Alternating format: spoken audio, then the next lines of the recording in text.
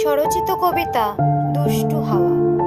গাছের মধ্যে ফুলগুলো সব ছিল আনন্দে, সুখের জন্য দুলছিল খুশির মেজাজে। এমন ভাবে কাটতো তাদের জীবন প্রতিদিন। হঠাৎ দুষ্টু হাওয়া এসে ওড়ালো একদিন। স্রোতের টানে ভাসিয়েছিল ওই ফুলগুলোকে, হঠাৎ করে ফেলে দিল এই মাটির বুকে। কিছু ফুল পড়লো ওই শ্যাওলা পুকুরে, কিছু আবার রাস্তাতে পায়ের চটি তলে। যত্র তত্র পড়ল সবাই, হলো একাকার। হারিয়ে গেল হঠাৎ মাত্র, পড়লো হাহাকার।